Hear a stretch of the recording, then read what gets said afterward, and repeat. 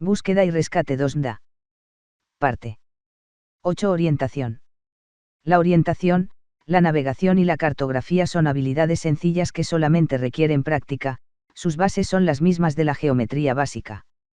En este capítulo se presenta un muy breve repaso de los conceptos básicos, a manera de guía para el repaso de los temas.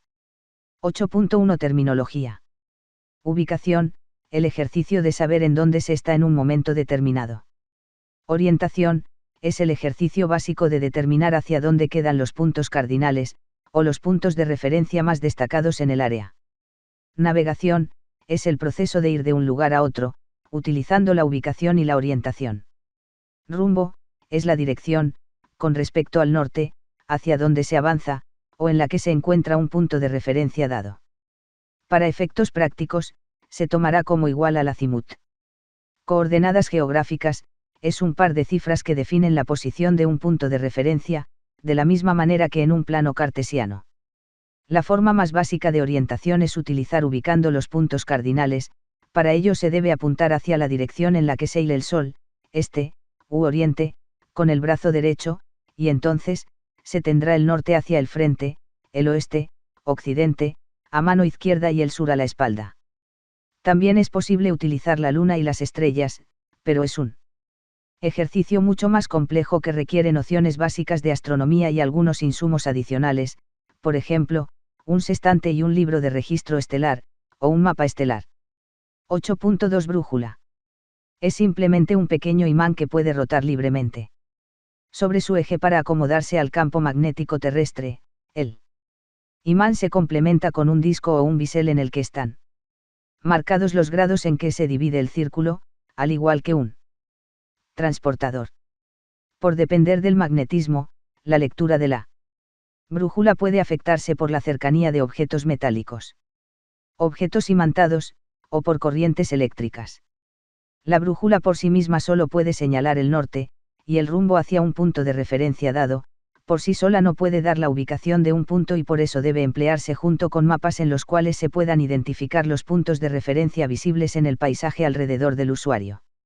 Hay una gran cantidad de modelos diferentes de brújulas, dependiendo de la actividad para la que sean diseñadas. Los dos modelos más comunes son la lensática, o brújula tipo militar, y la plana, o brújula de base plástica, que puede, o no tener un espejo que ayuda a aumentar la precisión de la lectura. En las brújulas lensáticas la mirilla está compuesta por un hilo, las unidades de división del círculo están en un disco que gira junto con la aguja, y la medida suele darse en grados, de 0 a 360, y en mils, de 0 a 64. En las brújulas planas, la mirilla es una línea marcada en el cuerpo plástico o en el espejo, y las unidades están marcadas en un bisel giratorio, o limbo, independiente de la aguja imantada, por lo que la lectura requiere un paso adicional. Los dos modelos son muy confiables y precisos si son bien utilizados. 8.3 Posicionadores globales. Son equipos que reciben señales emitidas por una red de satélites y después de hacer algunos cálculos en los cuales determinan la distancia a la cual se encuentra cada satélite, y de un proceso de triangulación matemático, con la señal de 3 grados más satélites, determinan la posición geográfica en la que se encuentra. Si bien son equipos muy fáciles de utilizar, no reemplazan el conocimiento de la cartografía. Los equipos actuales, además de mostrar la ubicación, utilizan la información que tienen almacenada sobre otros muchos puntos, y la muestran en formas gráficas que facilitan aún más su uso. 9 Técnicas de búsqueda. Este capítulo presenta las bases teóricas de las técnicas de búsqueda, que se aplican en actividades SAR, independientemente del tipo de evento. Se hace énfasis en la necesidad de aplicar técnicas eficientes, ya que de ellas puede depender la vida de las personas que están extraviadas en áreas rurales, que están atrapadas bajo estructuras colapsadas, o que están a la deriva en una embarcación. 9.1 Definiciones básicas. PLS, Point Last Seen. El último punto donde fue vista la persona extraviada. LKP, Last Known Position. La última posición que se supo que tenía la persona o el vehículo extraviado, generalmente se utiliza en búsqueda de aeronaves o embarcaciones. POD, Probability of Detection. La probabilidad de detectar lo que se busca, en el ambiente en que se está buscando. POA, Probability of Area. La probabilidad de que lo que se busca esté en el área en que se está buscando. POS, Probability of Success. La probabilidad de tener éxito en la búsqueda, es el resultado de multiplicar el POD por el POA. 9.2 Delimitación y definición de las áreas de búsqueda. Cuando el área en que podría encontrarse la persona perdida es muy grande y los recursos disponibles no permiten cubrirla completamente, es necesario dividirla en sectores de búsqueda que permiten un manejo más eficiente de los recursos.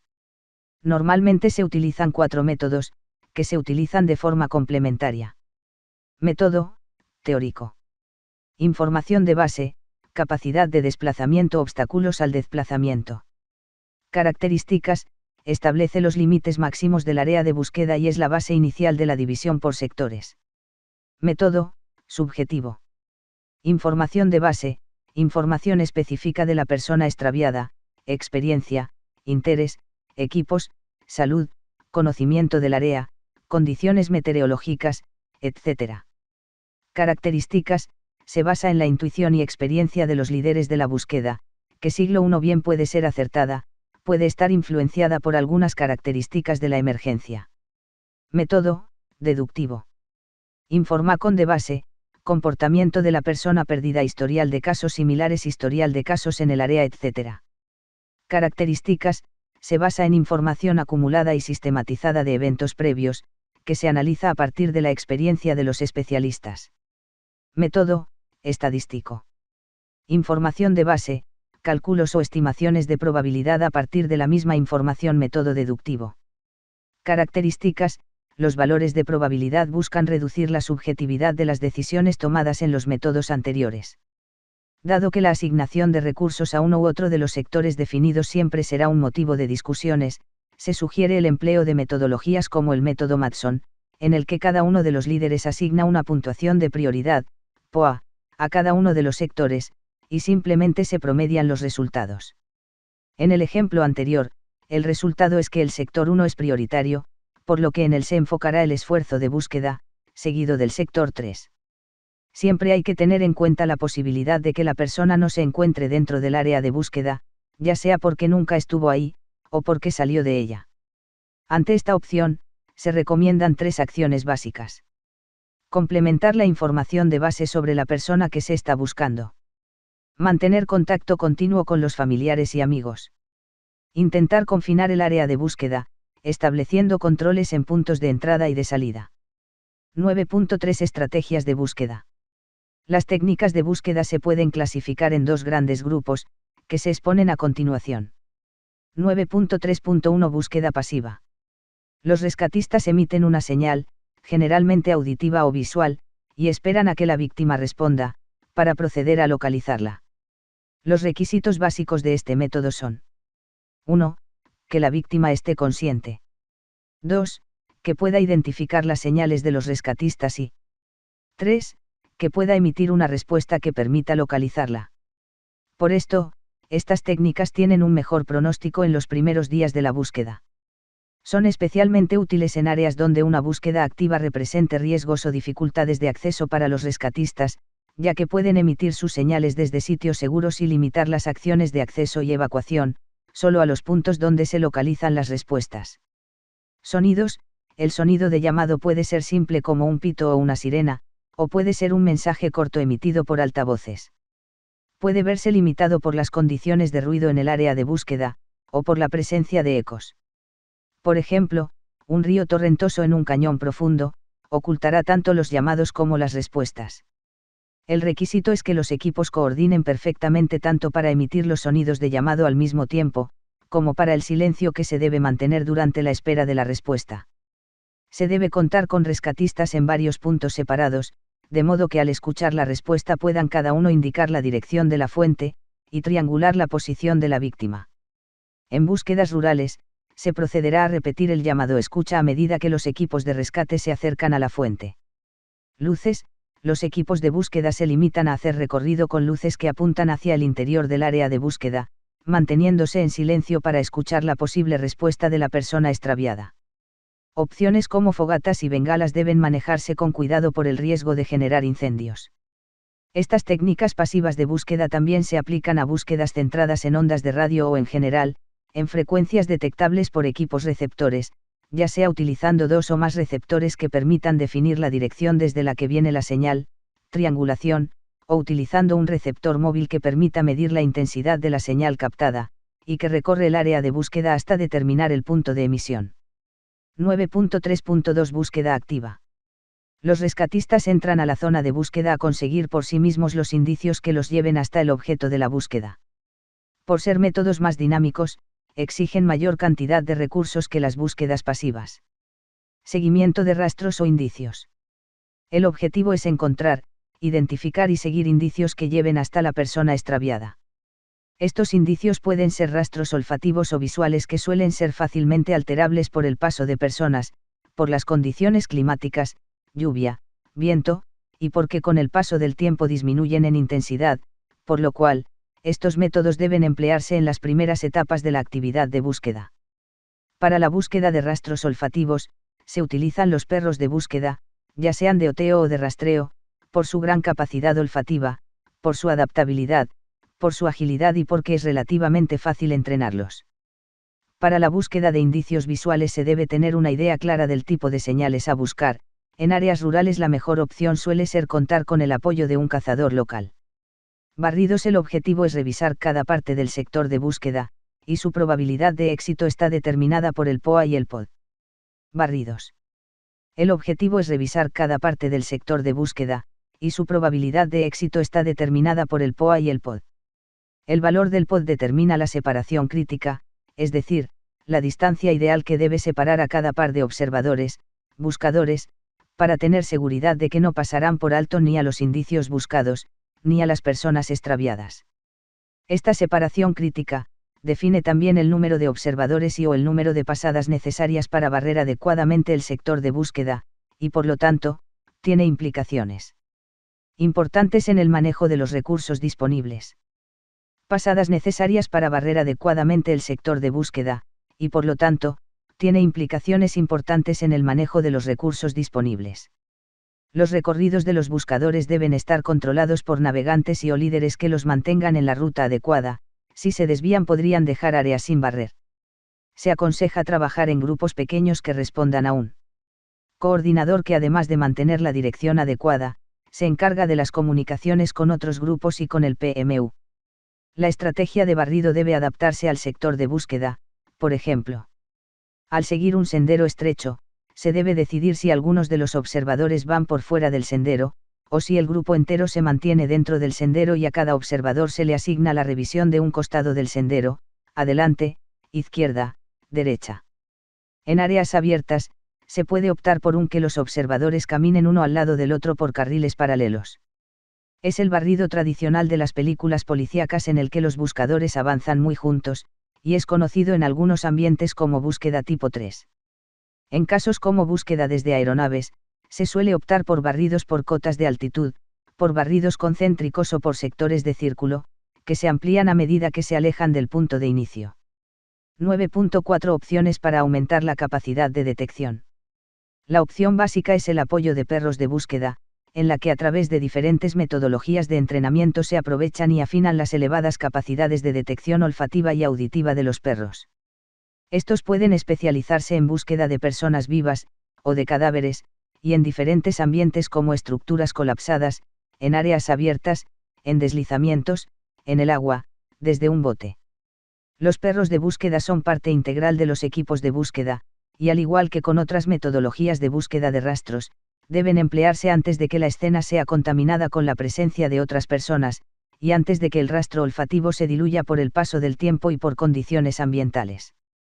9.4.1 Equipos tecnológicos que aumentan la capacidad de detección. Trapped Person Locator, TPL, utilizando dos sensores acústicos, permite establecer la posición aproximada de una persona atrapada en una estructura colapsada. Los sensores se van ubicando siguiendo un plan de trabajo definido. En el momento en que se percibe un sonido, se toma nota de cuál de los sensores lo percibe con mayor intensidad y del tipo de ruido captado. Acto seguido, la búsqueda se enfoca hacia el lado desde el cual parece provenir el sonido. El objetivo es definir el punto de origen de los sonidos. Cámara de búsqueda, son pequeñas cámaras montadas en el extremo de una sonda, rígida o flexible, que pueden ser introducidas por espacios pequeños en escombros o a través de orificios taladrados para ello. Generalmente se utilizan para confirmar en los puntos marcados por los perros de búsqueda o por el TPL. Permiten establecer el estado y la posición de la víctima, determinar posibles riesgos y estudiar los obstáculos para definir la ruta de entrada y de salida. La mayoría de los modelos incluyen, además de la cámara, sistemas de iluminación, micrófonos y altavoces que permiten establecer comunicación con la víctima. Cámara infrarroja, o de imagen térmica, permiten obtener imágenes de la superficie de cuerpos, sin necesidad de luz visible, o a través de humo. Funcionan captando la temperatura relativa de las superficies, por lo cual se requiere que haya una diferencia sustancial de temperatura entre las víctimas y su entorno. Si bien permiten conocer la temperatura de un objeto sólido como una pared, no mostrará los objetos al otro lado de una ventana, y solo mostrará la temperatura de la superficie del vidrio. Cámara de visión nocturna, su funcionamiento se basa en un principio totalmente diferente al de las cámaras infrarrojas, térmicas. En lugar de captar diferencias de temperaturas, tienen mecanismos muy sensibles a cantidades mínimas de luz, que logran formar imágenes aún en lo que a simple vista consideramos como oscuridad total. En actividades de búsqueda y rescate se utilizan para buscar víctimas en áreas muy oscuras, no son útiles en ambientes con humo. En cuanto al tamaño, van desde los modelos manos libres hasta los grandes equipos montados sobre vehículos. 9.5 Proceso general de una actividad de búsqueda. La actividad de búsqueda inicia con la recepción del llamado de alerta, en el que se debe intentar conseguir información básica sobre el tipo de evento, el número de víctimas, sus condiciones de salud y su ubicación, el tiempo transcurrido, fotos de las víctimas, para reconocimiento, prendas de vestir, acciones realizadas hasta el momento, números de contacto de quien da la alerta y de los familiares, entre otras cosas. La recolección de información se facilita si se tienen a disposición formularios adecuados para la situación. En los anexos de esta guía, se encuentran algunas propuestas de formularios. 9.5.1 Antes de activar la operación por seguridad, la información debe ser confirmada antes de movilizar el personal hasta el sitio, y se deben activar mecanismos institucionales que permitan conocer las condiciones de seguridad tanto en el área como en la ruta de desplazamiento. La velocidad de la respuesta es relativa a la situación y condición de las víctimas. Para el caso de búsqueda y rescate se dispone de un formato, urgencia relativa de búsqueda, que además de facilitar la decisión, busca darle respaldo técnico al reducir la subjetividad. Con la información disponible se debe definir el área de búsqueda, y de ser necesario, dividirla en sectores y priorizarlos. Determinar las estrategias específicas de búsqueda y el inventario de recursos necesarios. En el PMU se debe contar con mapas sobre los cuales se hará la planeación detallada de los cuales se entregarán copias a los grupos de búsqueda. 9.5.2 Definición de parámetros de la actividad. La información recolectada en los primeros momentos después de la alarma debe ser adecuada para tomar una serie de decisiones, entre las cuales están. 9.5.2 Un tamaño de la respuesta. Los recursos para atender emergencias son limitados, y deben manejarse de forma eficiente, por lo tanto, la respuesta debe ser adecuada a la situación. Las respuestas tímidas no suelen lograr los objetivos, mientras que las respuestas exageradas terminan desperdiciando recursos que podrían necesitarse en otro evento. La entidad que recibe la información inicial debe definir la magnitud de la respuesta, al menos para una primera fase. Al recibir información adicional se pueden hacer modificaciones, aumentando o reduciendo la respuesta. Algunos eventos se pueden cubrir con solo uno o unos pocos equipos livianos, que se manejan como grupos de avanzada. En eventos mayores, se suele enviar una respuesta inicial con equipos de avanzada mientras se prepara una respuesta masiva con equipos más numerosos y complejos. 9.5.22 Urgencia relativa. La velocidad de la respuesta depende principalmente de la condición de salud o el riesgo en que se encuentran las víctimas, pero también puede estar supeditado a procesos externos como la disponibilidad de un transporte adecuado o de procesos de contactos para evitar riesgos por conflicto armado. La definición de la urgencia relativa suele apoyarse en formatos específicos o en protocolos, que eliminan la subjetividad de la decisión.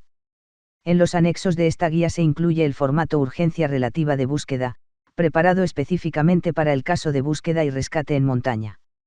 9.5.23 Condiciones de cierre. Para evitar que se genere sorpresa al momento de anunciar la decisión, se deben establecer desde los primeros momentos de la planeación, y deben ser comunicadas a las personas involucradas, desde los equipos de trabajo hasta los familiares de las víctimas y la prensa.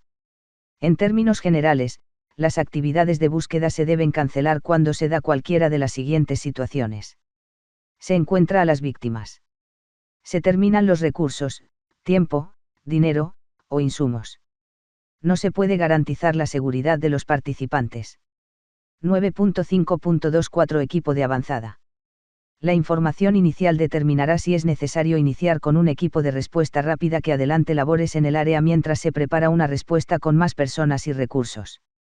En términos generales, el equipo de avanzada debe ser autosuficiente para unos 4 días, al menos cuando la actividad implica movilización fuera de la ciudad de origen, tener capacitación SAR, preparación en atención prehospitalaria y experiencia para enfrentar situaciones inesperadas. A pesar del poco tiempo disponible, se debe realizar una reunión de briefing para que el equipo de avanzada esté al tanto de la situación y de la información disponible y pueda definir las necesidades en términos de equipos y alimentación, entre otras cosas. 9.5.3 Equipos de apoyo. Conforman la respuesta complementaria que llega después de los equipos de avanzada, suele ser un grupo mucho mayor en número de socorristas y complejidad de recursos, que permiten aumentar la eficiencia con que se cubren los sectores de búsqueda. Al igual que los grupos de avanzada, deben ser autosuficientes durante toda la actividad, cubriendo sus necesidades de alimentación, equipos, herramientas, insumos, etc. En todo momento la magnitud de la operación estará limitada por los recursos disponibles, los coordinadores deben estar al tanto de los inventarios para evitar problemas de desabastecimiento. Con estos equipos de apoyo empiezan a llegar también personas voluntarias que no están adscritas a las entidades de socorros, y que por seguridad no deberían asumir responsabilidades en actividades que impliquen algún tipo de riesgo. La coordinación de estas personas debe estar a cargo de directivas institucionales. 9.5.4 Revisión de la estrategia. A medida que se reciba nueva información y que los equipos de búsqueda encuentren indicios, la estrategia debe ser revisada y replanteada. Si los indicios muestran que la víctima está en determinado sector, los recursos se orientarán hacia él. La llegada de nuevos equipos de búsqueda y de recursos adicionales también hará replantear la estrategia. 9.5.5 Cierre de la búsqueda. Cualquiera que sea la situación que genera la cancelación de la búsqueda, se debe informar inmediatamente a los equipos de búsqueda para que regresen a sus campamentos base para una reunión de cierre, de briefing, en la que se deben incluir mecanismos apropiados para manejar los casos. En el caso de que las víctimas sean encontradas, la operación pasa a las fases de atención inicial en salud y de evacuación, extracción, de las víctimas. 9.5.6 Sistematización de la experiencia. La sistematización debe incluir desde el manejo financiero hasta la administración del personal y las decisiones estratégicas tomadas por los coordinadores. El objetivo es llegar a tener un registro detallado de las experiencias de búsqueda y rescate, que en el mediano y en el largo plazo permita mejorar las estrategias de búsqueda y adaptar las teorías de comportamiento de la persona perdida. 9.6 Búsqueda en estructuras colapsadas es la especialidad SAR que más desarrollo tecnológico ha tenido, y es a la que más atención se le ha dedicado para la organización y estandarización de las técnicas de trabajo. La estructura de los grupos INSARAG se enfoca en actividades BREC, por lo que resulta conveniente complementar la información de esta guía, con la información relativa a INSARAG. 9.6.1 Establecer y priorizar sectores de trabajo en caso de desastres grandes con múltiples estructuras. Es necesario dividir el área afectada en sectores que se priorizarán y se asignarán a equipos o grupos de equipos SAR. Al interior de cada sector se establecerán prioridades según la información que se vaya obteniendo en el lugar. Cuando se trata de solo una estructura, se tendrá que decidir si es necesario sectorizarla para permitir el trabajo de varios equipos simultáneos, o si la disponibilidad de varios equipos se utiliza para agilizar los turnos de trabajo. 9.6.2 Búsqueda inicial. La primera búsqueda la hacen equipos rápidos que solo realizan rescates livianos. Implica solo búsquedas manuales principalmente con métodos pasivos, reforzados con equipos XAR, y rescates de víctimas que no requieren movimientos de cargas. El grupo deja marcados los indicios encontrados se marcan, con el sistema INSARAG, transmite la información al centro de coordinación y se mueve rápidamente al siguiente sitio de trabajo. En términos generales, lo que se busca es tener un censo de la situación de la zona en cuanto a necesidades y riesgos, y tener información suficiente para comparar la urgencia relativa de cada estructura, o sector, y así definir la forma en que se usarán los recursos disponibles para búsqueda principal. Para la búsqueda inicial, se emplea una variación de los métodos auditivos de búsqueda pasiva. Se rodea el área de búsqueda con rescatistas ubicados en puntos equidistantes, se pueden ubicar algunos también en la parte interna del área de búsqueda, y bajo una estricta coordinación todos hacen un llamado, preestablecido, seguido por un periodo de silencio y escucha. Los rescatistas que detecten alguna respuesta deben señalar la dirección en la que perciben la señal, de forma que, al cruzar las direcciones dadas por varios rescatistas, se puede triangular el origen de la respuesta. 9.6.3 Búsqueda principal. Se hace con mayor dedicación de tiempo, generalmente después de priorizar las estructuras colapsadas. Los equipos entran a confirmar los indicios marcados en la búsqueda liviana y a hacer una búsqueda más detallada. Cuando encuentran víctimas, proceden a su rescate. En la etapa inicial de la respuesta a la emergencia no se dedican esfuerzos mayores a la recuperación de cadáveres. En la búsqueda principal se utilizan equipos XAR para confirmar los hallazgos de la búsqueda inicial, y se emplean equipos electrónicos de búsqueda como el TPL y las cámaras de búsqueda, que también ayudan a definir las rutas de acceso y de extracción. Con equipos y herramientas de corte, perforación y movimiento de carga se abren las rutas y se estabilizan las cargas para llegar hasta las víctimas y para extraerlas. 9.6.4 Sistema de marcaje. Los protocolos de INSARAG han establecido las guías internacionales para demarcar las estructuras en actividades SAR, con señales sencillas que aportan gran cantidad de información. Para una mayor ilustración se recomienda consultar las guías INSARAG, en este documento solo se da una idea general. El marcaje de la estructura debe hacerse con pintura de aceite, de color naranja, en una superficie que sea fácilmente visible por lado del acceso principal de la estructura. Un marcaje bien hecho dará la información correcta, aumentando la eficiencia de los equipos SAR. 9.6.4 Una identificación del área general. Un plano sencillo del área. Calles y lados de la estructura, el lado almohadilla 1 sobre la calle principal, la numeración de los lados crece en el sentido de las manecillas del reloj. Al interior del área, 5 sectores, numerados desde la esquina entre los lados. Unidos, y avanzando en sentido de las manecillas del reloj. Si son varios pisos se hará un plano por cada piso. 9.6.42 Trabajo realizado y riesgos. Un cuadrado de 1x 1 metro, caja, con pintura anaranjada, cerca del acceso principal. Al terminar la actividad, búsqueda y rescate, se pinta un círculo alrededor de la caja. Una flecha cerca de la caja indica el acceso seguro. Riesgos. Sobre la caja, debe describir los riesgos al interior de la estructura. Autorización para entrar, al interior de la caja, en la parte de arriba. Se escribe go si es seguro entrar y no go si la recomendación es no entrar. El número de víctimas no que no se han encontrado, desaparecidas, se escribe en la parte inferior, al interior de la caja. En el modelo de OFDA, se propone escribirlo debajo de la caja, por fuera. 9.6.43 Víctimas localizadas. En los puntos de la estructura donde se encontraron los indicios, o las víctimas. Una flecha al lado de la V, indica que la presencia de las víctimas en ese punto ya fue confirmada. Una línea horizontal cruzando la V, indica que solo hay cadáveres. Al terminar de extraer la última víctima encontrada viva, se dibuja un círculo alrededor de la 5. 9.6.44 Alertas sonoras. Un pito largo, todos deben parar sus actividades y permanecer quietos y en silencio. Un pito largo y uno corto, se pueden retomar las actividades.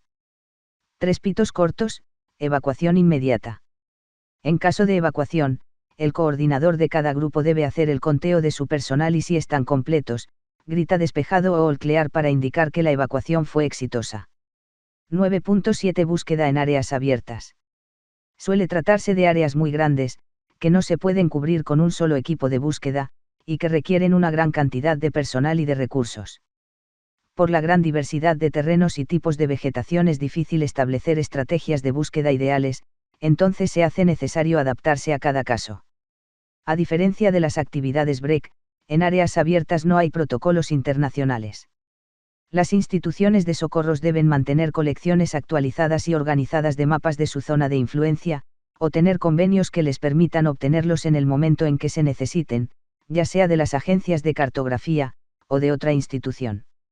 Las búsquedas deben planearse siempre sobre mapas topográficos, que permitan hacer una buena distribución de los recursos, y desarrollar eficientemente los procesos de delimitación, división y priorización del área de búsqueda.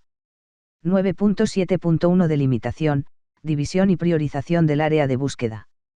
Se lleva a cabo con los métodos teórico, deductivo, subjetivo y estadístico ya vistos en este documento, y se apoyan en el método Matson para lograr un consenso en la prioridad que se le asigna a cada uno de los sectores de búsqueda. El proceso requiere conocimiento del área y habilidades para la lectura de mapas. 9.7.2 Confinamiento del área de búsqueda.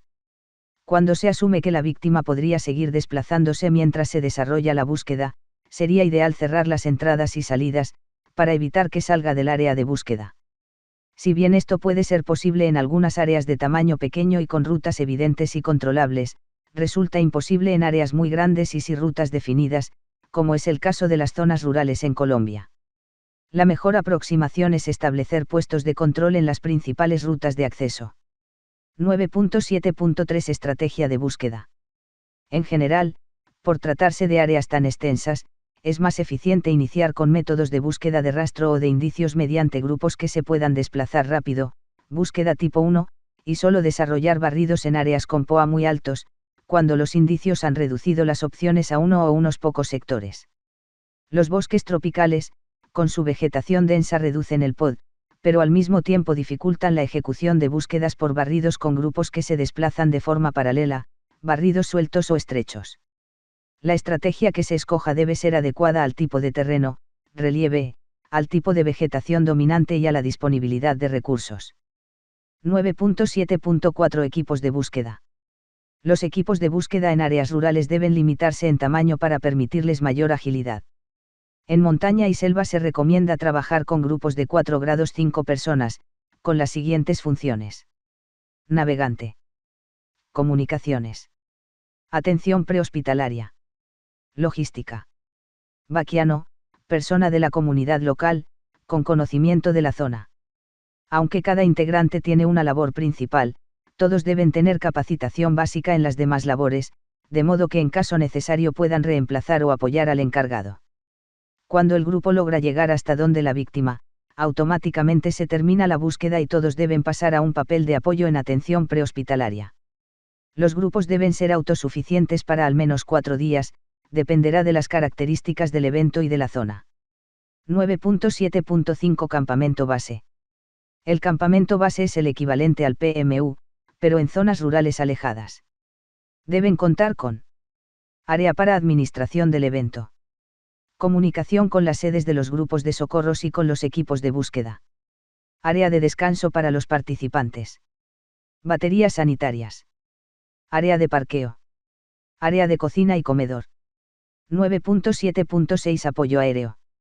Ocasionalmente se logra obtener apoyo aéreo, ya sea para la búsqueda, o simplemente para transportar personal y o materiales, o para la etapa de extracción de las víctimas.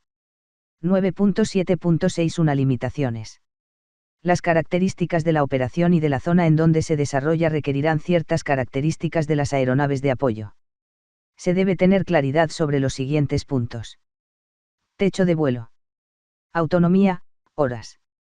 Espacio necesario para aproximación y aterrizaje.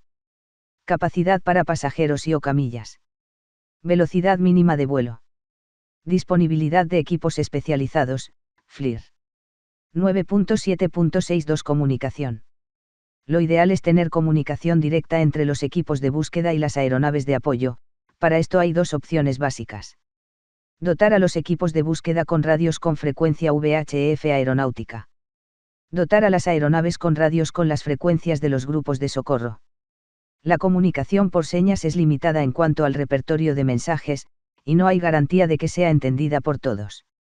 9.7.63 Servicios para las aeronaves.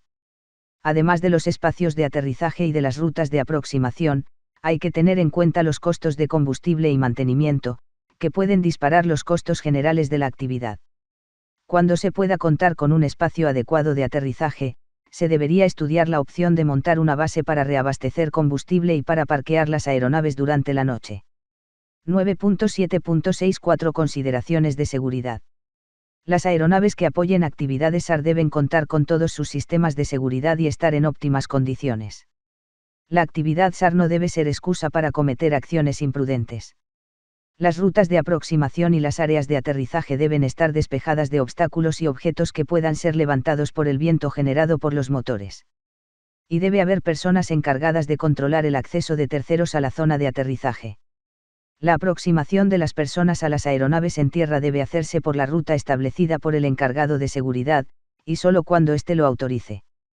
Para descender la aeronave se esperará a que la tripulación dé la autorización, y se hará por una ruta segura, lejos de los motores y de otros riesgos. La distribución de peso al interior de las aeronaves debe ser supervisada por la tripulación, de forma tal que el peso quede bien distribuido y debidamente anclado, para que no genere desbalances durante el vuelo. 9.8 Comportamiento de la persona perdida. El estudio del comportamiento de las personas perdidas permite establecer patrones generales que aportan información para los métodos deductivos durante el proceso de sectorización del área de búsqueda y durante la asignación de valores de POA a cada sector. En los anexos de esta guía, se incluyen una serie de tablas que resumen la información recopilada sobre este tema.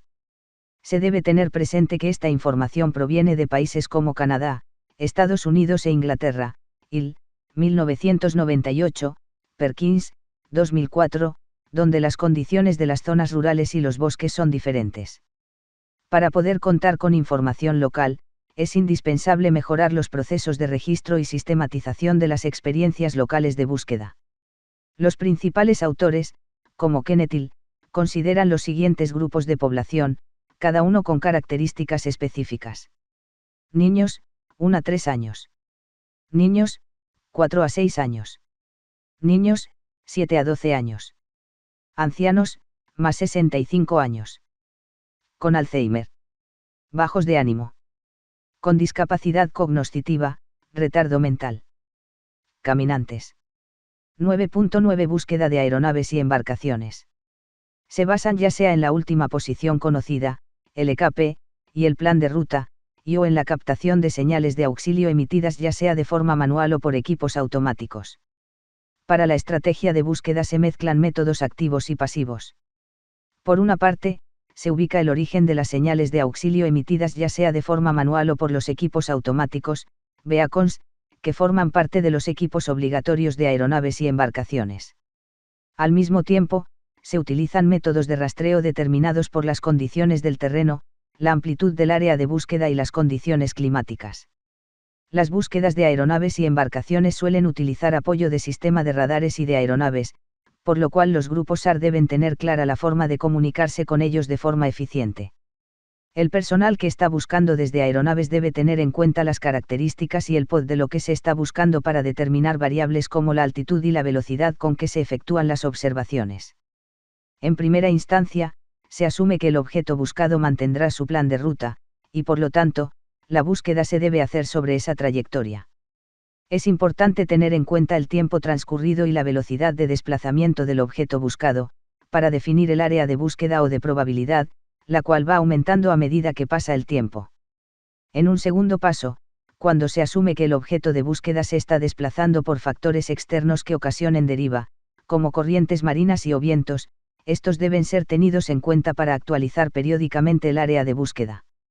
Los equipos iniciales solo emitían una señal que era captada por varios receptores, desde los cuales se hacía un ejercicio de triangulación para determinar la ubicación de la emergencia.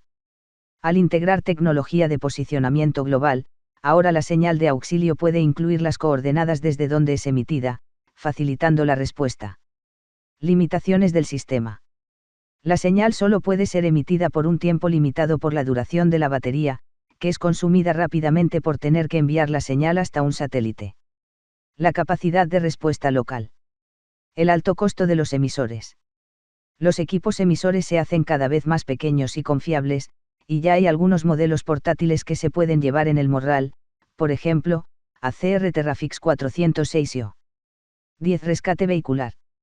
10.1 Generalidades de una operación de rescate vehicular. Los accidentes de tránsito generan alrededor del 20% de las muertes violentas en Colombia. Forero, 2010. Esto hace que el entrenamiento en rescate vehicular sea indispensable para nuestros grupos SAR. Extracción, es la acción de sacar una persona lesionada de un vehículo, o en general, de un lugar, del que no puede salir por sus propios medios. Debe realizarse de forma tal que no se agraven las lesiones, teniendo especial cuidado con las posibles lesiones de la columna vertebral. Extricación, son acciones de deformación, corte, elevación, etc., que se hacen necesarias cuando una estructura impide la salida de una o más víctimas. Se pueden llevar a cabo ya sea con herramientas simples, o con máquinas especializadas. Cinemática del trauma, es el estudio de los movimientos de los cuerpos durante el accidente, y debe ser utilizada para determinar posibles lesiones que no resultan evidentes, y para ayudar a definir las acciones de atención prehospitalaria. Anatomía vehicular, estudia las partes de los vehículos para conocer su resistencia, sus movimientos y los riesgos que pueden generar. Permite saber, hacer los cortes o desplazamientos, o dónde hacer los cortes de extricación sin poner en riesgo las herramientas y equipos. En una gran proporción de los accidentes vehiculares, aunque no haya deformación de las estructuras, las víctimas no pueden salir por sí mismas del vehículo y se requieren acciones de extracción. Los grupos SAR deben llegar a realizarlas de forma eficiente, para lo cual se requiere coordinación y mucha práctica. Las acciones de extricación, por su parte, solo son necesarias en un pequeño porcentaje de los accidentes de tránsito, pero son casos que suelen implicar lesiones complejas que, además de requerir apoyo de personal especializado en salud, exigen una alta eficiencia de parte del grupo SAR, minimizando el tiempo de la operación y manteniendo altos niveles de seguridad en todo momento. La necesidad de contar con equipos especializados de extricación debe ser evaluada en base a las necesidades de la región, frecuencia de accidentes con personas atrapadas, la capacidad de respuesta real del grupo SAR y a la capacidad financiera y las prioridades de la institución en la región. 10.2 Consideraciones de seguridad. Cuando los riesgos no puedan ser controlados o mitigados adecuadamente, se debe suspender la operación en espera de personal especializado que pueda hacerlo. En ningún caso se debe exponer la vida de los socorristas. Como preparación para la atención de eventos y emergencias, se debe realizar un adecuado mantenimiento preventivo y correctivo a las herramientas y equipos, manejando hojas de vida para los mismos. Este mantenimiento, además de incluir el aspecto operativo, debe incluir los aspectos de seguridad. A continuación, se relacionan aspectos de seguridad a tener en cuenta, adicionales a los presentados en el capítulo. En la escena. Tenga precaución con las fuerzas de rebote, latas dobladas que puedan saltar, elementos comprimidos que al moverlos puedan salir disparados, etc. Señalizar la escena y encerrar con cinta perimetral, recordar la ubicación de conos de señalización como indicador y como desvío de tráfico, según sea el caso. Evalúe los riesgos que representa el tráfico en la vía, si es necesario establezca medidas para reducción de velocidad, idealmente esto deberá coordinarse con policía de tránsito. En la estabilización de vehículos. Si es indispensable desinflar las llantas, hágalo de forma controlada a través de la válvula. Si el vehículo está en una posición diferente a estar posado sobre sus llantas, posado sobre un costado, sobre el techo, o en cualquier otra posición diferente, y aún hay pacientes adentro de él, se deberá estabilizarlo y trabajar en la posición en la que se encuentra. No permitir que los rescatistas se ubiquen debajo del vehículo ni sobre el mismo hasta que éste se encuentre estabilizado. Al levantar un vehículo recordar pulgada levantada, pulgada calzada, esto evitará caídas repentinas del mismo. En la operación de equipos. Antes de operar equipos, realizar inspección visual de las conexiones. Durante toda la operación se deberá usar el EPP completo, incluyendo protección visual. Durante el proceso de extricación, corte, desplazamiento, etc., se deberán mantener disponibles y preparados, elementos para controlar un posible incendio. En la operación de equipos de corte, en especial los hidráulicos, el operador no debe ubicarse entre el equipo y el vehículo. Asumir adecuadas posiciones de trabajo, considerar el peso del equipo y las capacidades físicas del rescatista. Siempre se trabajará en pareja. Se deberá garantizar una comunicación efectiva entre el operador de la fuente poder y el operador del equipo o su compañero, en lo posible esta debe haber contacto visual. Al terminar las labores se deberán haber controlado todos los riesgos potenciales que puedan causar un segundo accidente. 10.3 Organización para la respuesta. 10.3.1 Alarma y despacho. Recepción de la llamada de activación de la respuesta. Se debe obtener información sobre la ubicación exacta del evento, sus características, las vías de acceso disponibles, el número de lesionados, los tipos de vehículos involucrados. Con esta información se procede a determinar si se necesita apoyo adicional de otros grupos de respuesta, y se definen la estrategia inicial de respuesta y la ruta de aproximación/arribo. 10.3.2 Aproximación al lugar, llegada al accidente en forma rápida y segura teniendo en cuenta el tipo de vehículo de respuesta, las características de las vías, estado, congestión, etc. y la experiencia del conductor. El desplazamiento debe hacerse de forma segura. La reglamentación de tránsito también rige para los vehículos de emergencia, la sirena y las luces de emergencia son solo una solicitud para que los demás conductores den paso. Estas no despejan la vía automáticamente. 10.3.3 Arribo a la zona.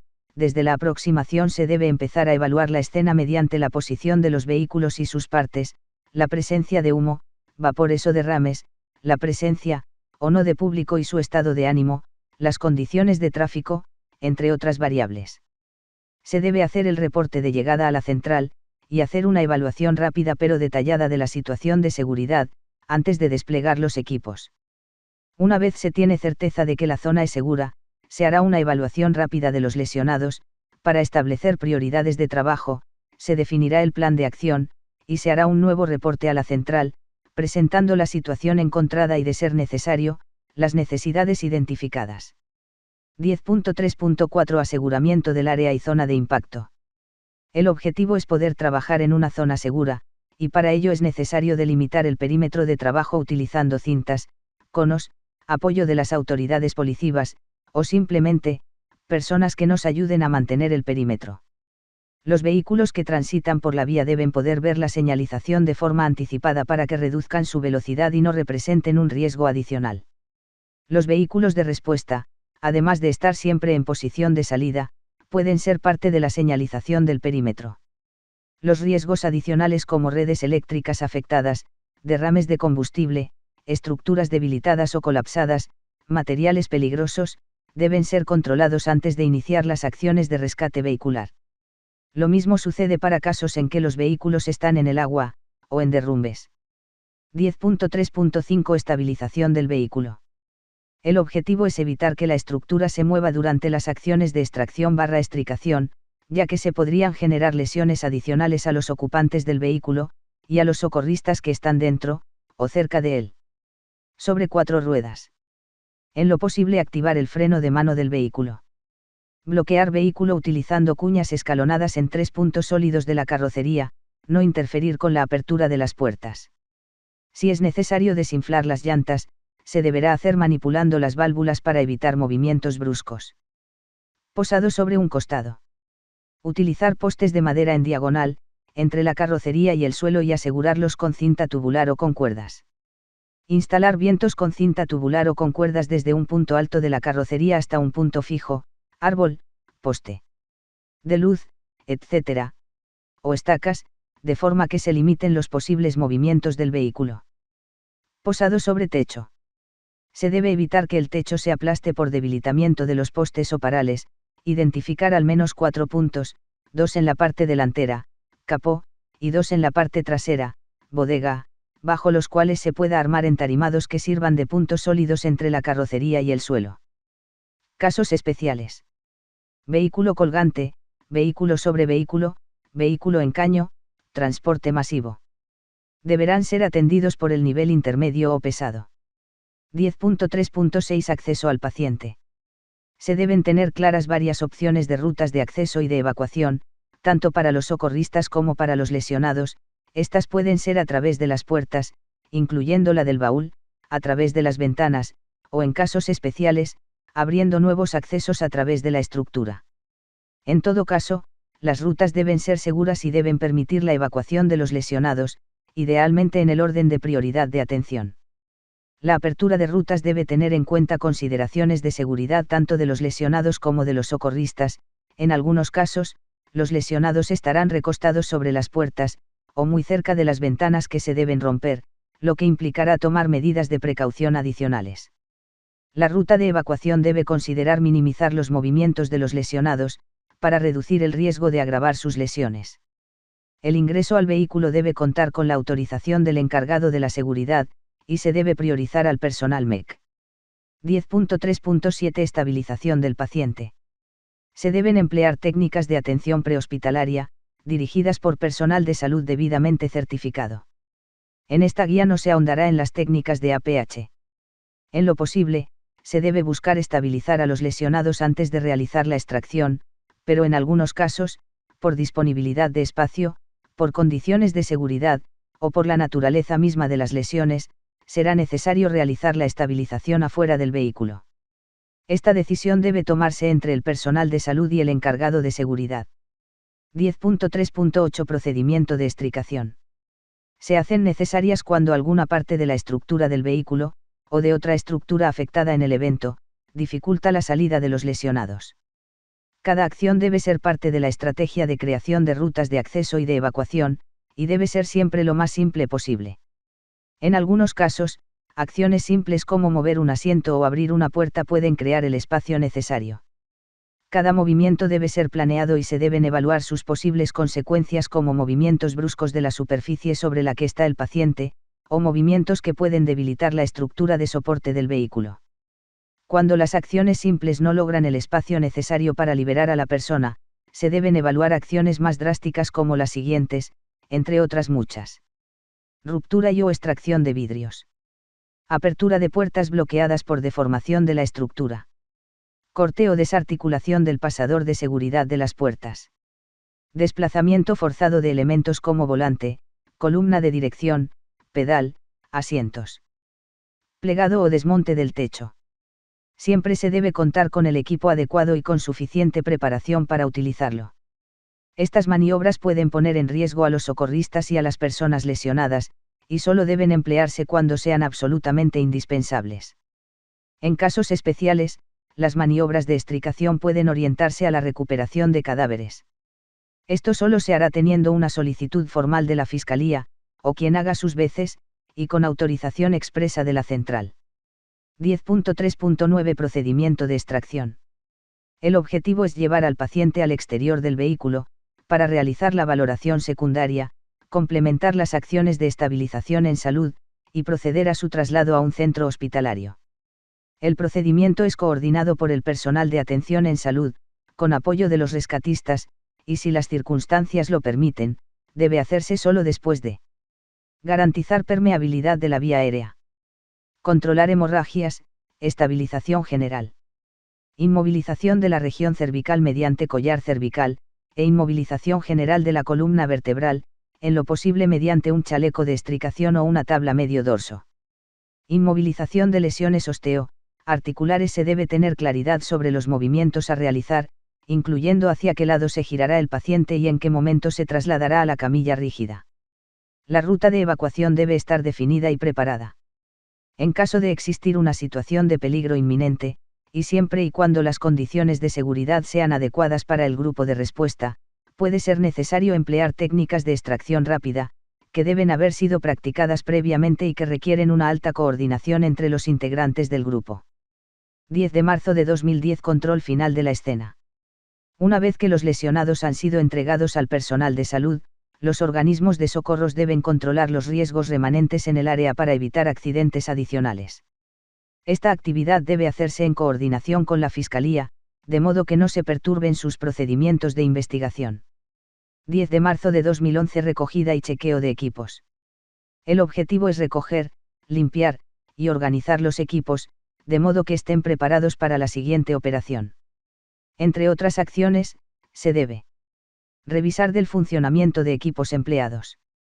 Revisar niveles de combustible, fluidos hidráulicos, presión de aire entre otros. 10 de marzo de 2012 Consolidación de la información. Verificación de personas atendidas. Cruce de información con otras entidades, nombres completos, documento de identificación, dirección, teléfono, lesiones encontradas y atención brindada. Institución que traslada. Número de ambulancia y o empresa. Institución que recibe. 10 de marzo de 2013 Reporte de disponibilidad. Tan pronto finaliza la operación se hace un reporte a la central indicando disponibilidad, ubicación, estado de los equipos, hacia dónde se dirige y posible ruta. 10 de marzo de 2014 Reunión para caso de estudio. Realizar casos de estudio es una práctica, que debe convertirse en parte fundamental en la preparación de la respuesta institucional, siendo esta una herramienta útil para emprender acciones de mejora continua. 10.4 Procedimiento de actuación. 11 Rescate con cuerdas. El con cuerdas comprende las técnicas utilizadas para acceder, estabilizar y extraer una víctima que ha quedado en un lugar donde el acceso y o extracción solo puede hacerse con el uso de cuerdas, aplicando técnicas de ascenso y o descenso. También incluye las técnicas para construir y operar sistemas de polipastos para controlar el ascenso o descenso de un paciente o de una carga, o para tensionar una línea ya sea para construir un puente provisional o simplemente para extraer un vehículo atascado en el lodo. Las operaciones de rescate con cuerdas, al igual que cualquier rescate, involucran una serie de factores de riesgo que van desde el simple hecho de enfrentar el temor intrínseco de los seres humanos a las alturas, hasta la falla de los sistemas implementados para realizar el rescate. Suele pensarse, que el rescate vertical, se asemeja a actividades recreativas o deportivas como la escalada, y aunque presentan algunas similitudes, es inconveniente suponer que alguien que practica un deporte de tal naturaleza, está entrenado para realizar un rescate en alturas, aunque deben reconocerse las ventajas de un rescatista con habilidades de escalada. El rescate en alturas es altamente técnico, y requiere sólidos conocimientos sobre los equipos, sistemas, y cálculos de fuerzas, tensiones, así como las implicaciones de trabajar en alturas, efectos de la gravedad, factor de caída, comportamiento de materiales, entre otras. 11.1 Las cuerdas.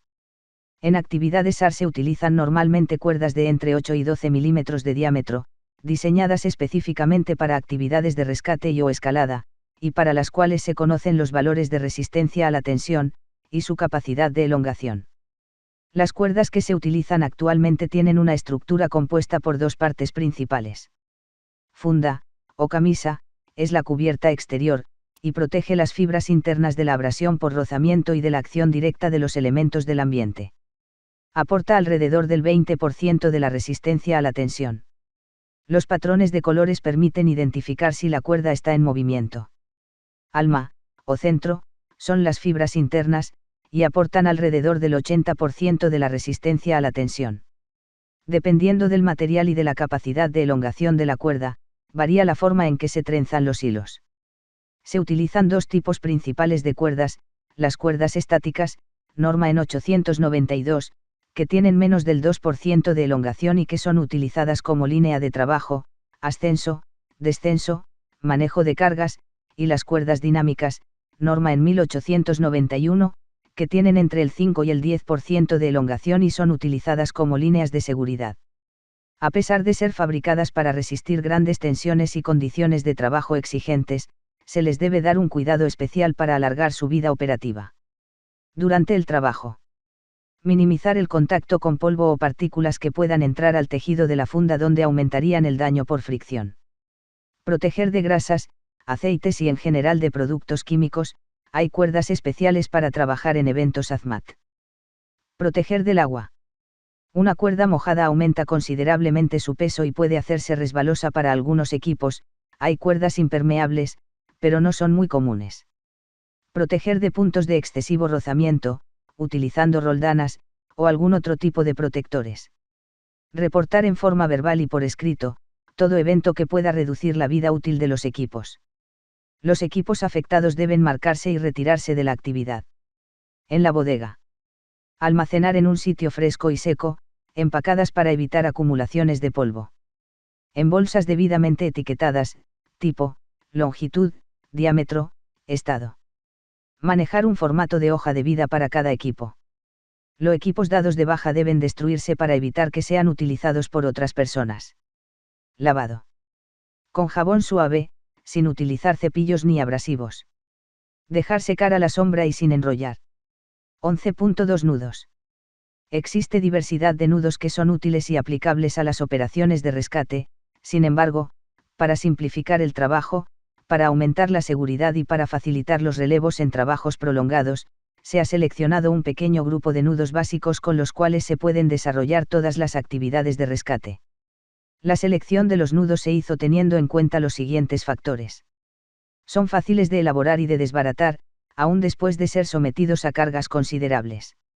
Son fáciles de identificar por su figura, aspecto. Son estables, mantienen su forma y su función aún en cambios bruscos de tensión.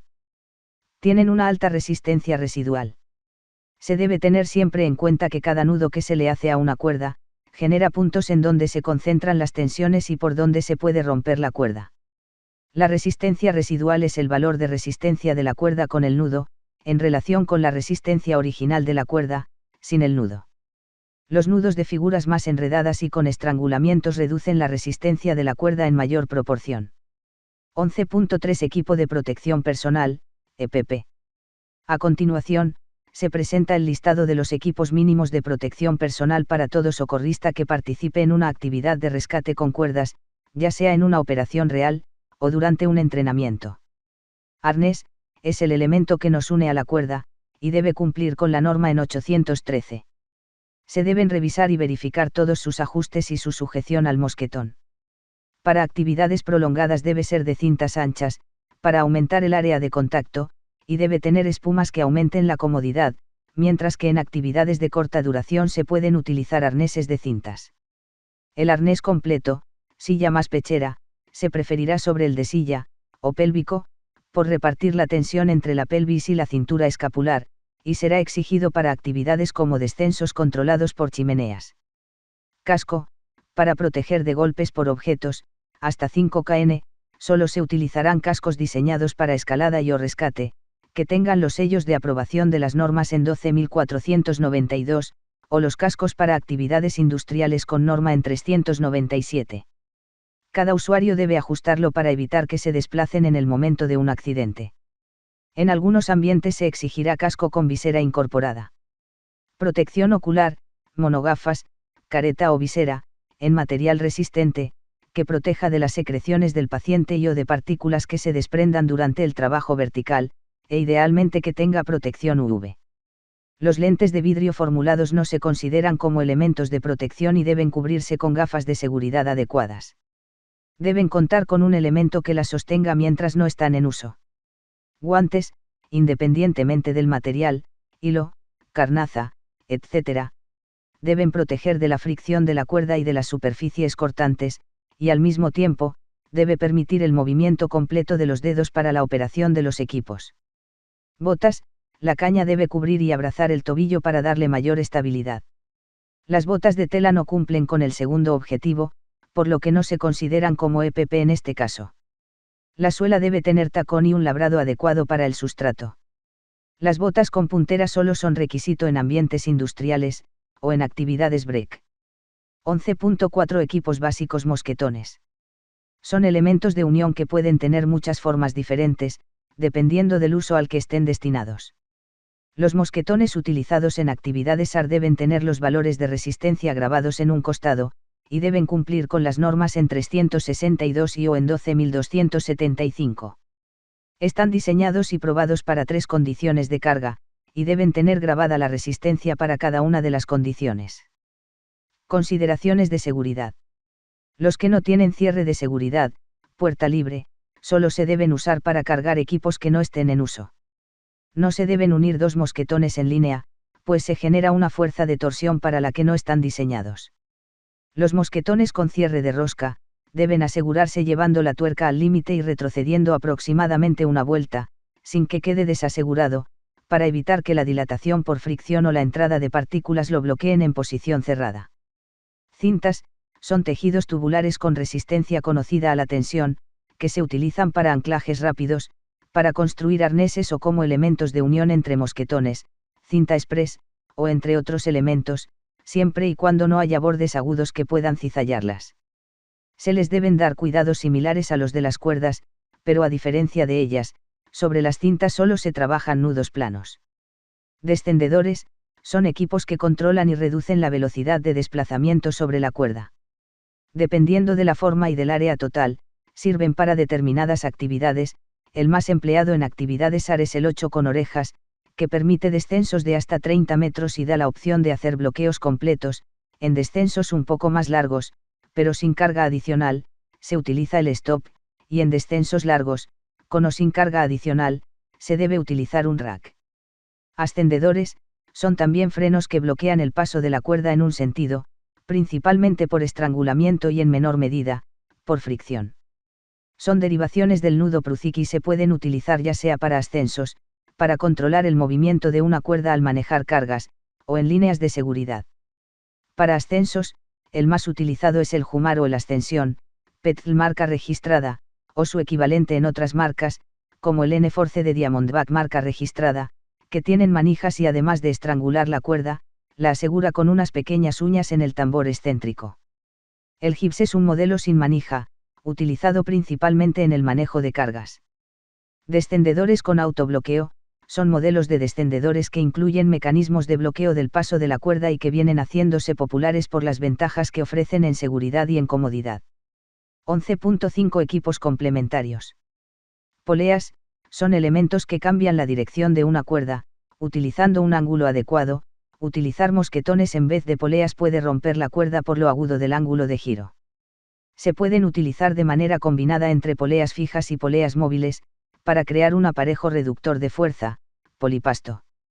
Protectores de cuerdas, se emplean en puntos donde la fricción con el sustrato podría dañar la funda de la cuerda, pueden ser desde series de poleas, roldanas, hasta colchonetas plásticas de superficies muy lisas, que se adaptan a la irregularidad del terreno y se pueden anclar para que no se caigan. Trípode, el modelo tradicional se utiliza para trabajar en pozos, dejando el punto de anclaje directamente sobre la entrada, como se ilustra en la figura. Algunos modelos se pueden acomodar para trabajar sobre barrancos y paredes. Antes de iniciar la operación, los trípodes deben ser asegurados al terreno para que los puntos de apoyo no se deslicen, desplazando el sistema de cuerdas. Camillas, las camillas de madera o de materiales plásticos como la Miller, aunque tienen una gran cantidad de puntos de anclaje, no se deben emplear como camillas de rescate. Estas se utilizan para inmovilizar al paciente, y se introducen en las camillas de rescate.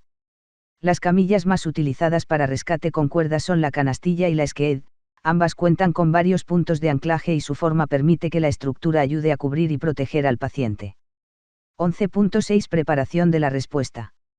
En la medida en que los grupos SAR de la Cruz Roja utilicen los mismos procedimientos, se facilitará la interacción entre ellos, se agilizarán los relevos de equipos cuando sea necesario, y se aumentarán los parámetros de seguridad. 11.6.1 Grupo de respuesta. Aunque el grupo se podrá movilizar con personal que no esté certificado en búsqueda y rescate, estos se deben restringir a funciones de apoyo como logística, control de tráfico o comunicaciones. Solo el personal SAR está autorizado para instalar sistemas de cuerdas, para desplazarse por ellos, para realizar las maniobras que impliquen algún grado de riesgo, incluyendo la operación de equipos SAR. El grupo de respuesta debe estar constituido al menos por un coordinador y 3 socorristas, SAR, más, que en conjunto. Deben velar por la seguridad, por la logística y por la atención en salud. 11.6.2 Equipos de respuesta. Aunque su composición podría variar dependiendo de las características de la zona y de la capacidad presupuestal de la seccional, el morral básico de asalto debería tener al menos un cuerda estática, diámetro, 9 a 12 milímetros, largo, 60 metros. Un cuerda dinámica, diámetro, 9 a 12 milímetros, largo, 60 metros. 2 cintas tubulares. 2 cuerdas estáticas cortas, 6 a 8 metros. 12 mosquetones. 2 Gibbs, pueden ser jumares. 2 ochos. 4 arneses, 3 pélvicos y 1 completo. 4 cascos. 2 protectores de cuerdas. 2 poleas simples. 2 monogafas. 2 pares de guantes. 4 linternas de cabeza, con pilas de repuesto. 11.6.3 Al llegar al sitio. El coordinador debe hacer una evaluación de las condiciones de seguridad, determinar la estrategia a desarrollar, siempre alrededor de las necesidades de la víctima y de las condiciones de seguridad, e incluyendo la definición de las rutas de acceso y evacuación, y de los puntos de anclaje. Dentro de las condiciones de seguridad, se deben verificar, entre otros, los siguientes puntos. Considerar los riesgos generados por las condiciones climáticas y de visibilidad. Evaluar los riesgos cercanos y o inminentes. El sistema debe soportar 15 veces la carga máxima a la que se someterá, NFPA, 2006. Se deben utilizar al menos 2 puntos de anclaje, redundantes, de modo que si uno de las dos fallas, el otro pueda soportar toda la carga sin presentar problemas. El ángulo entre las cuerdas de anclaje debe ser en todo caso, menor a 120 grados y en lo posible, menor a 90 grados. Evitar las superficies abrasivas y las aristas. Utilizar los equipos única y exclusivamente en la forma para la cual fueron diseñados. Antes de utilizar los sistemas instalados, se debe hacer un doble chequeo de los puntos y los ángulos del sistema de anclaje, de los puntos de fricción del sistema, de los nudos utilizados, de la resistencia mínima del sistema y del uso y ajuste de los elementos de seguridad de los socorristas. 11.7 Técnicas básicas. Se debe considerar como primera medida la forma en que se accederá al paciente. En tal caso, se debe considerar como primera opción el descenso hacia el lugar del rescate. A manera de referencia, se enuncian las siguientes técnicas básicas para aplicación en rescate básico. Rappel, es una técnica de descenso por cuerda utilizado en superficies verticales, en sí misma es solo una técnica de desplazamiento y no de rescate. En esta técnica el control del descenso, será responsabilidad de la persona que lo realiza, sin embargo, es aconsejable asegurar al personal con una línea de vida adicional, cuerda dinámica. Antes de realizar un descenso por rappel, tenga en cuenta las siguientes recomendaciones: revisar que el anclaje esté en línea con la tensión que se realizará durante el descenso, si no es así, ajustar el anclaje. Además del equipo de protección personal, el rescatista debe contar con un descendedor adecuado para la actividad y un mosquetón para anclarlo al arnés. El jefe de salto debe verificar el uso adecuado de los equipos y la seguridad general del procedimiento y del área circundante. La mano dominante se encargará de manejar el descendedor, con las precauciones relativas al equipo que se esté utilizando. La mano no dominante se mantendrá lejos de los equipos y debe estar libre para protegerse de posibles golpes. El desplazamiento debe hacerse de manera controlada, sin saltos, de modo que se mantenga al mínimo la carga sobre los equipos y en general, sobre el sistema. Solo las personas con el entrenamiento adecuado podrán realizar bloqueos durante el recorrido. Cuando se cuenta con una superficie de apoyo para el descenso, los pies deben mantener una separación similar a la de los hombros para lograr un mejor equilibrio. En los descensos libres, sin superficie de apoyo, la posición es la que genera el arnés. Cuando se utiliza un descendedor tipo 8, se recomienda tener una persona en posición de belay, encargada de tensionar la cuerda de descenso en caso de emergencia, de modo que se frene inmediatamente el descenso. Descenso controlado, técnica utilizada para descender a una persona, paciente o socorrista, utilizando un arnés o triángulo de evacuación, esta última con paciente consciente. El control y velocidad del descenso será controlado por uno o más socorristas. Este control se puede realizar desde arriba o abajo según la situación. Polipasto 3 a 1 grado en Z2. Los polipastos, o aparejos, son sistemas que combinan poleas fijas y móviles, de forma tal que permiten la elevación o movimiento de cargas realizando una fuerza menor que si se tuviera que mover a pulso la carga. El polipasto en Z, o con una relación de fuerza 3:1, es el más usado y versátil, pues no requiere mucho equipo y para izar una carga, la división del peso de la misma, es suficiente. Este polipasto consiste en la combinación de una polea fija y una móvil, donde se produce una ganancia mecánica de 3:1, es decir que se ejerce una fuerza 3 veces menor de la que correspondería.